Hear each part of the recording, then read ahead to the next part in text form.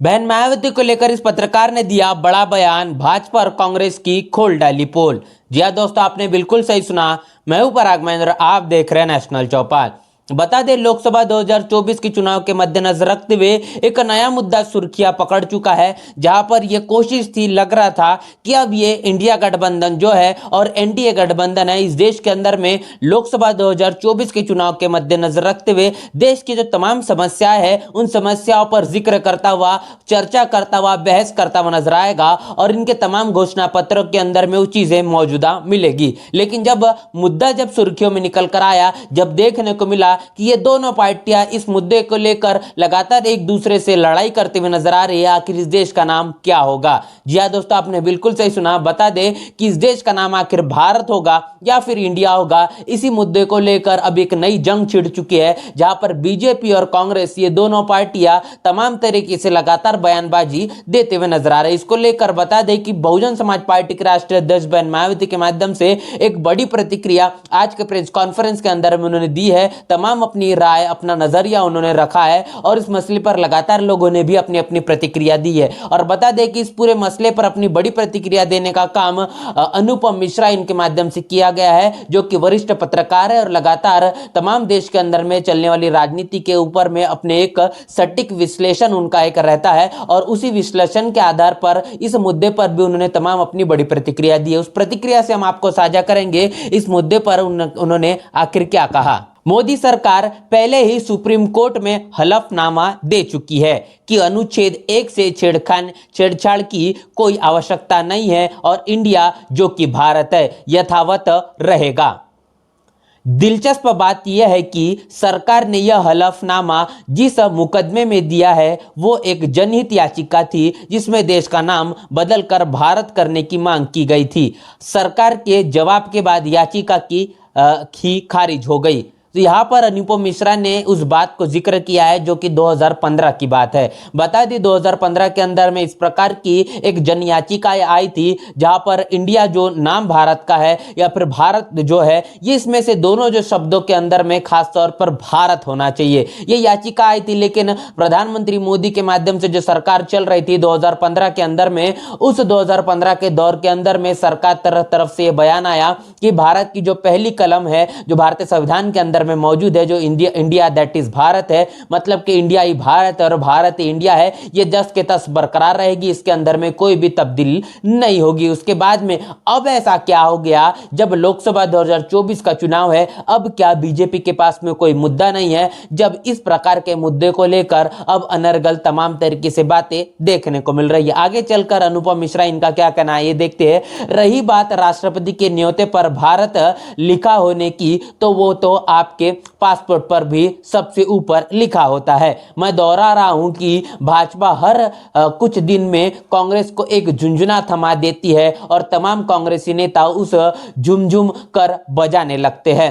इसमें कांग्रेस समर्थक एक पूरा मीडिया तंत्र भी दोषी है, जो कि ऐसी बातों को पुरजोर तरीके से उठाकर इसे राष्ट्रीय मुद्दा बना देता है। तो यहां पर यह बात साफ तौर पर अनुपम मिश्रा इनके माध्यम से की गई है कि तमाम तरीके से बीजेपी ये कोशिश करती है कि एक ऐसा मुद्दा वो कहने के उछाल दिया जाए जो कि मेन स्ट्रीम का मीडिया, इस देश के अंदर में चलने वाला जो मनुवादी मीडिया है, उस मुद्दे को पूरा राष्ट्रीय स्तर दे दे। और इसके साथ साथ इस पूरे मुद्दे को उठाने का काम कांग्रेस भी बखूबी करती है। एक झुंझुना थमाने का काम कांग्रेस को कर दिया जाता है और उसको बिल्कुल बहुत मजबूती से बजाने का काम कांग्रेस की तरफ से किया जाता है। इसके लिए जो राहुल गांधी का जो कांग्रेस का जो कहने की तंत्र है, जो मीडिया तंत्र है, उस काम को बखूबी तौर पर करता हुआ नजर आता है। और इसीलिए खास तौर पर इस मुद्दे को उठाने का काम जानबूझकर बीजेपी के तरफ से किया गया है और उसको पूरा का पूरा समर्थन करने का काम कांग्रेस की तरफ से किया जा रहा है। आखिर इसके पीछे की क्या वजह है?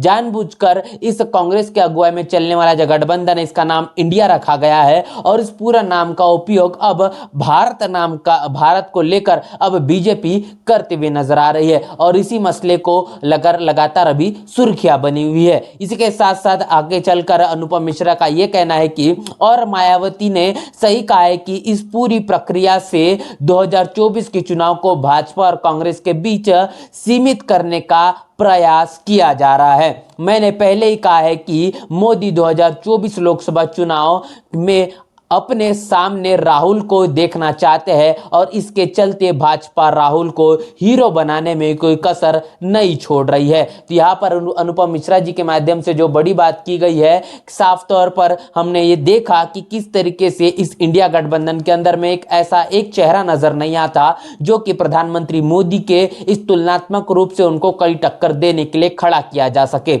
लेकिन जब बात करेंगे इस देश के अंदर में प्रधानमंत्री मोदी के एक विचारधारा के तौर पर या फिर उनके शख्सियत के तौर पर उन्हें कौन टक्कर दे सकता है, तो नाम निकल कर आता है बहुजन समाज पार्टी के राष्ट्रीय अध्यक्ष बहन मायावती का। बहन मायावती के पास में वो अनुभव है, बहन मायावती ने इस प्रकार का शासन चलाकर दिखाया है जो पूरे देश के अंदर में एक आदर्श है। और इसके साथ साथ बहन मायावती के पास में जो वोट बैंक है, बहुजन समाज पार्टी के पास में जो वोट बैंक है पूरे देश के अंदर में बसपा का वोटर है। बसपा के पास में अपना एक दलित वोटर, उत्तर प्रदेश के अंदर में जो 80 लोकसभा की सीटें हैं, यहां पर बहुजन समाज पार्टी अपने मजबूत वोट बैंक रखती है। और यह कहा जाता है कि उत्तर प्रदेश से ही दिल्ली का रास्ता निकल कर जाता है। और ऐसे में बहुजन समाज पार्टी को इस इंडिया गठबंधन के अंदर में शामिल नहीं करना, इसका मतलब यह साफ है कि इस इंडिया गठबंधन के अंदर में अगर बहुजन समाज पार्टी के राष्ट्रीय अध्यक्ष बहन मायावती को शामिल कर दिया जाता है तो यह इतिहास है कि बसपा और बहन मायावती की जो कुर्सी है वो गठबंधन के अंदर में सबसे बड़ी लगती है।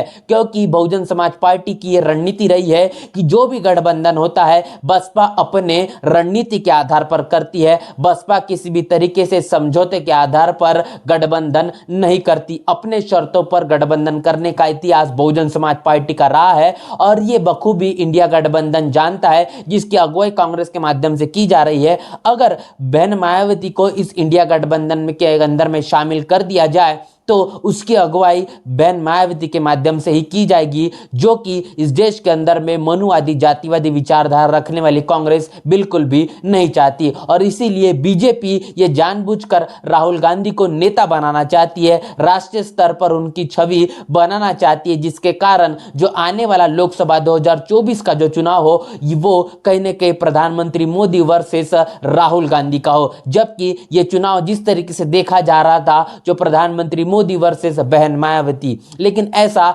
बिल्कुल भी इस देश के अंदर में ये कांग्रेस और बीजेपी नहीं चाहती। क्योंकि कांग्रेस और बीजेपी का ये इतिहास रहा है कि समय समय पर हर 5 साल ये एक दूसरे को मौका देते हैं। और इस देश के अंदर में बहुजन बहुसंख्यांक समाज जो रहता है, जिसकी अगुवाई जो कहने की बहुजन समाज पार्टी करती है, यह बहुजन समाज पार्टी की जो राष्ट्रीय अध्यक्ष बहन मायावती है, ये हमेशा से ही इस देश के अंदर में बहुजन समाज का एक सर्वजन समाज का नेतृत्व करने का काम करती है। लेकिन ऐसे में सवर्ण लीडरशिप रखने वाली तमाम ये जो दोनों पार्टियां बीजेपी और कांग्रेस है, वो नहीं चाहती कि इस देश की जो धरोहर है, इस देश की जो सत्ता है, वो बहुजनों के हाथों में जाए। और ऐसे में जिस तरीके से जो चुनाव नजदीक आता है, वो इस ऐसे चुनाव के अंदर में साम दाम दंडभेद की राजनीति को अपनाकर षड्यंत्र के आधार पर बहुजनों के हाथों में सत्ता न जाते हुए ये एक दूसरे को सत्ता का हस्तांतरण करते हुए नजर आते हैं। और इसीलिए इनके पास में कहीं कोई मुद्दे नजर नहीं आते। और ऐसे में अनर्गल तरीके से तमाम दलगत राजनीति वाले मुद्दों को लेकर ये तमाम चुनाव जीतना चाहते हैं। और वही चीजें लगातार यहाँ पर साफ होते हुए नजर आ रही है, जिस बात का जिक्र